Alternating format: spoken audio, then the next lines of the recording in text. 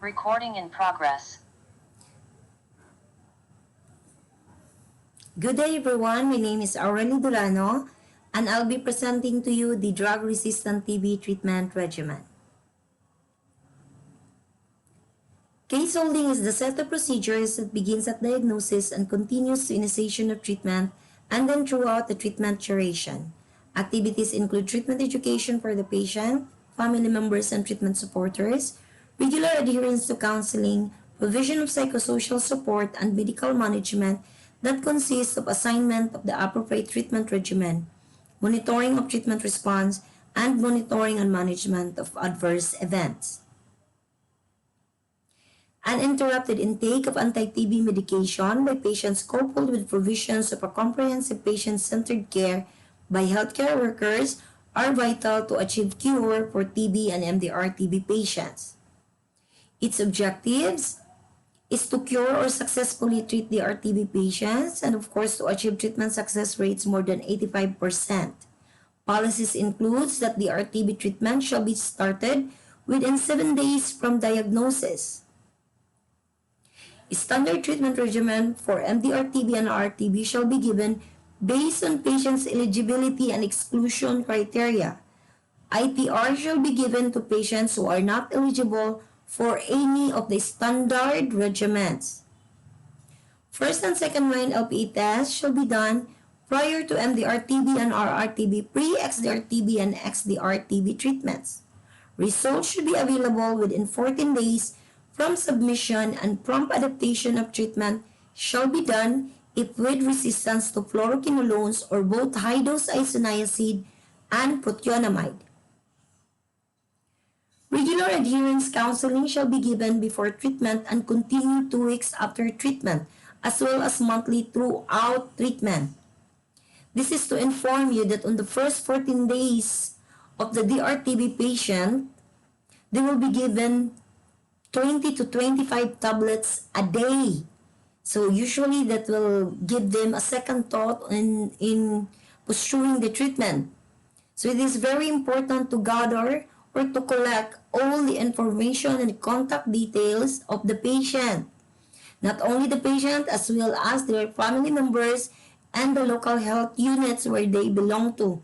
This is to answer or to respond, especially when we observe an interruption to the treatment. So it is very vital that the counseling will continue. Patients shall be provided with support to enhance treatment adherence. This includes, but is not limited to, community-based care, transportation allowance, and conditional cash transfers. Each patient shall be assigned a treatment supporter, either a health worker, a trained lay volunteer, or a family member. These people will ensure daily intake at home, designated community area, workplace, or health facility.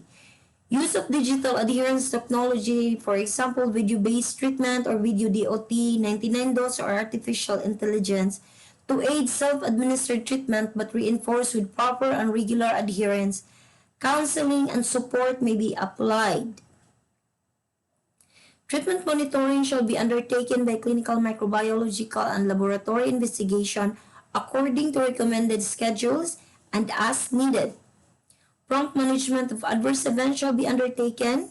Modification of treatment shall be done in case of intolerance. Most common is the persistent nausea and vomiting. Prompt referral shall be made for patients who need hospital care for severe adverse events or other comorbidities. All severe adverse events and adverse events of special interest shall be recorded and reported through the PBIMS or through the paper form using FDA standard report form for adverse drug reaction. Treatment education, including infection prevention education, shall be given to patients and family members prior to and during treatment. Last but not the least policy is the prompt discussion of the cases with TB MAC that be done for patients whenever indicated. Procedures include education, counseling, and support to patients and family members prior to treatment. It is essential that you inform the patient about drug-resistant TB as well as the family members. They had to understand it. And then, of course, we identify the comorbidities. Then we can assign the appropriate DRTB regimen that depends on the standard eligibility criteria set by the program and results of DST. Let's review. There are two regimens to address the drug-susceptible TB. Regimen 1, which is for PTB or EPTB, except central nervous system, TB on bones and joints. And regimen 2 is for EPTB of central nervous system, TB on the bones and joints. This will be given for a year or 12 months. So let's proceed to the RTB treatment regimen. Regimen 3 is a standard short all-oral regimen. This will be given 9 to 11 months, of which 4 to 6 months, patients will be given BDQ, levofloxacin, clofazimine, protonamide, ethambutol, paracinamide, and high dose of isoniazid. On the 4th month, protonamide and high dose isoniazid will be discontinued, and then bedaquiline will be stopped on the 6th month. And then the continuation phase of levofloxacin, clofazimine, paracinamide, and ethambutol for 5 months. So here are the exclusion criteria for SSOR. Disseminated TB or severe intractable EPTB. Confirmed resistance to fluoroquinolones or exposure to levofloxacin, moxifloxacin, bedaquiline, clofazimine, protonamide for more than 1 month. Risk of toxicity or intolerance to any drugs in SSOR as manifested by history of heart disease, QTc of more than 500 ml, history of chronic active hepatitis, and history of chronic renal insufficiency. If yes to any of these exclusion criteria, we do not give SSOR. So we proceed with the regimen 4, which is the standard long all-oral regimen. These are for the known fluoroquinolone resistance. So patient will be given 18 to 20 months of treatment. 6 months of it will be levofloxacin, bedaquiline, linezolid, and clofazimine. And then the continuation phase, 12 to 14 months of levofloxacin, linezolid, and clofazimine. We always request for off-label use of off-label use at TB-MAC if extending use of bedaquiline beyond 6 months. Here are the exclusion criteria for SLOR FQS. If yes to any of the following, we do not give it. So here are the exclusion criteria: confirmed resistance to fluoroquinolones, exposure to levofloxacin, moxifloxacin, bedaquiline, linezolid, or clofazimine for more than 1 month. Risk of toxicity or intolerance to any drugs in SLOR FQS as manifested by history of heart disease, QTc of more than 500 ml, history of chronic active hepatitis, usually more than 5 times elevated, ang SGPT and GOT, and then we have the creatinine clearance below 20 ml per minute. That is if there is a history of chronic renal insufficiency and the severe anemia. Standard regimen 5 or standard long all-oral regimen for fluoroquinolone resistance.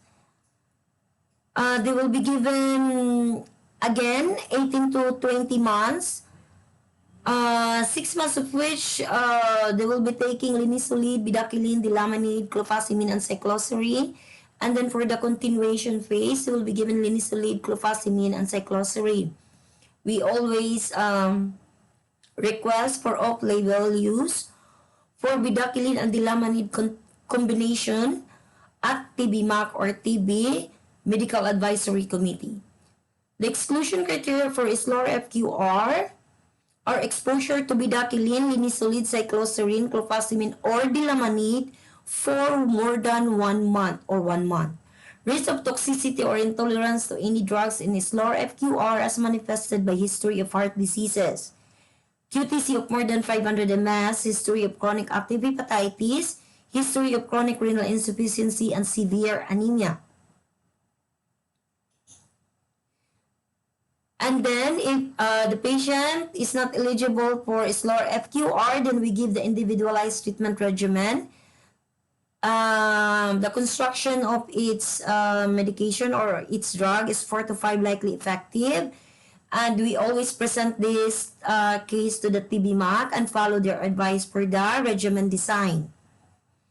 So if not eligible to any drug regimen, refer to TB-MAC for composition of individualized treatment regimen.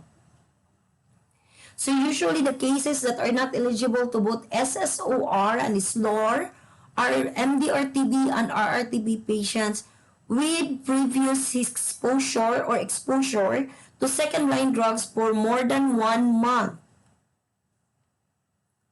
And those who are contacts of an index case who failed MDRTB treatment. In patients for whom design of an effective regimen based on existing recommendation is not possible, Bidaquinine Pitomanid Linezolid regimen may be considered as a last resort under prevailing ethical standards with strict implementation of active drug safety monitoring and management, and after consultation, of course, with the TB-MAC. And we always follow recommended regimen from TB-MAC. So in general, the causes of bacterial resistance are microbial, clinical, and programmatic. But in drug resistance in TB, it is primarily man-made. So in managing drug-resistant TB, we do not go outside the proper framework because it will only lead to further drug resistance. So let us invest to end TB. Let us invest to the treatment, prevention, care, social protection, new tools, diagnosis. If we invest to end TB, it will save 1,000 lives. So again, invest to end TB, save lives. Dagan kaayong salamat for your attention. This is Aureli Durano. Thank you.